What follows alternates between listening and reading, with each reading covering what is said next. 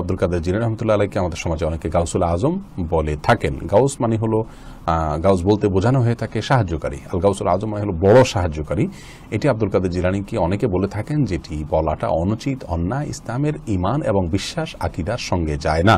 কারণ সবচেয়ে বড় সাহায্যকারী তো আমাদের সৃষ্টিকর্তা আল্লাহ রাব্বুল আলামিন। আব্দুল কাদের জিলানী রাহিমাহুল্লাহ তিনি আল্লাহর অনেক নেককার প্রিয় বান্দা হতে পারেন, কিন্তু সবচেয়ে বড় সাহায্যকারী তো দূরের কথা, সাহায্য করার কোনো ক্ষমতাই তিনি স্পেশালি সংরক্ষণ করেন না। বলা শরীয়তের দৃষ্টিতে কেমন? শরীয়তের দৃষ্টিতে এটা ব্যাজ্যত শিরক। গাউস মানে ত্রাণ বা ত্রাণকর্তা, আজম মানে সবচেয়ে বড় ত্রাণকর্তা কে?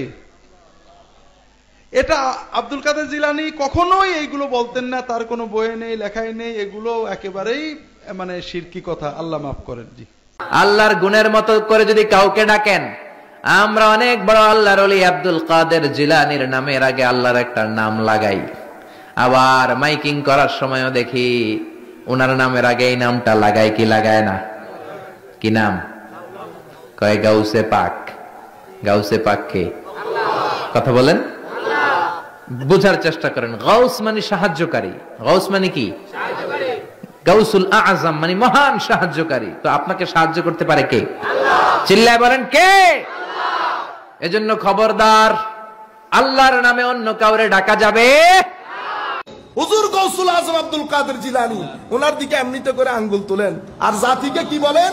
প্যারট রিডিং এর মতো নিচে যা বলতেছে উপর পর্যন্ত ওয়াজের বিষয় একটা। গাউসুল আজম তো আল্লাহ। গাউসুল আজম ব্যক্তিকে বলা নিষেধ, ঠিক কিনা বলেন? সবাই বলে উঠে ঠিক। ও আগা নাই মাথা নাই, আবার টান মারে। আমাদের দেশে হঠাৎ করে গাউসুল আজম শব্দটা কোত্থেকে চলে এসেছে আমরা জানি না। এই গাউসুল আজম শব্দটা টোটালি হারাম, কারণ গাউস মানে সাহায্যকারী, আজম মানে আল্লাহ। আপনারা বলেন গাউসুল আজম বড় সাহায্যকারী কে? সবাই বলে আল্লাহ। গাউসুল আজম বড় সাহায্যকারী, আমরা জানি না আল্লাহ। গাউসুল আজম কি আজকে বলতেছে?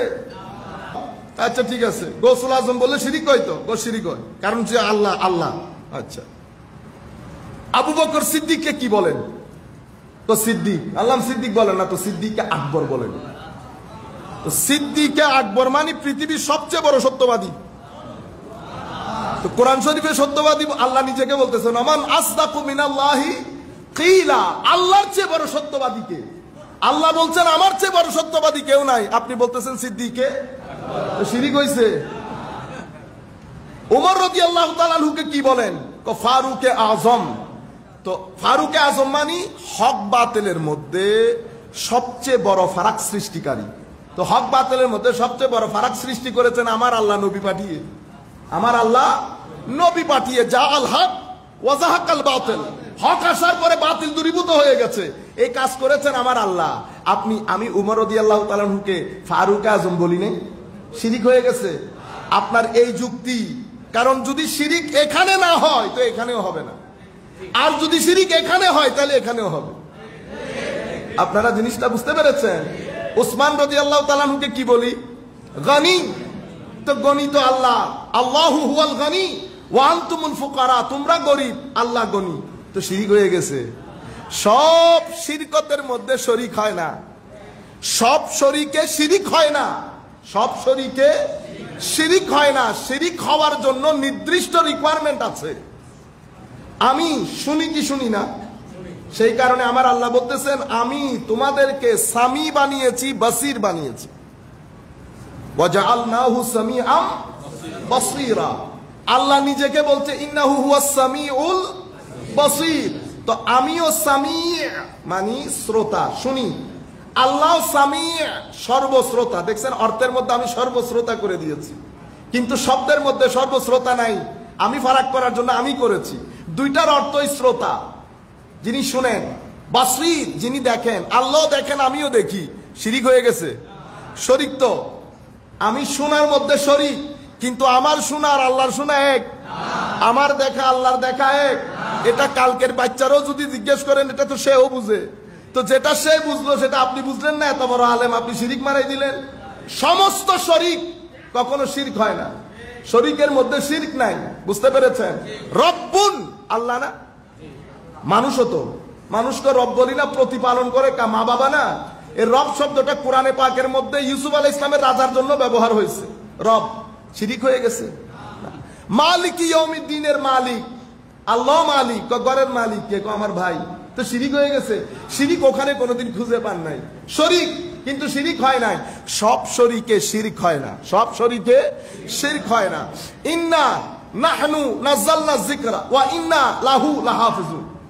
আমরা এই দিন নাজিল করেছি, কোরআন নাজিল করেছি, দিন দিয়েছি, এটাকে আমরা রক্ষণাবেক্ষণ করব। আমি রক্ষণাবেক্ষণ করব না, আমরা। মাওলা আমরা বললেন কেন? আমরা বলতেছি এখানে আমার অনেক বান্দা শরীক আছে, আমার অনেক বান্দা শরীক আছে। কারা কারা? কিয়ামত পর্যন্ত যাদের মাধ্যমে এই দিন প্রচারিত হবে, প্রসারিত হবে, প্রত্যেক ব্যক্তিকে আমার আল্লাহ ইন্নার মধ্যে শরীক করে নিয়েছে।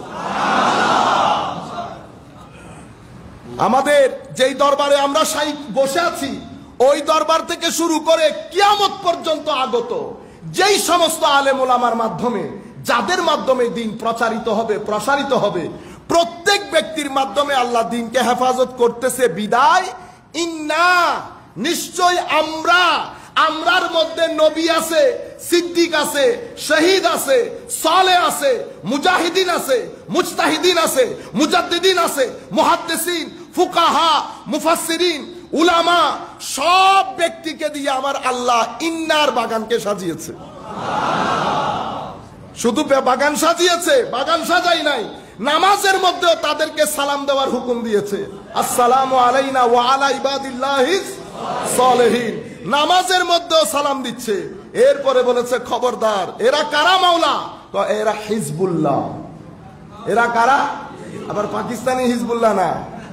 বুঝতে পেরেছেন? এই শব্দগুলা ব্যবহার করে করে উগ্রতা ছড়িয়ে এই পবিত্র শব্দগুলার স্বকীয়তা নষ্ট করে দিয়েছি আমরা।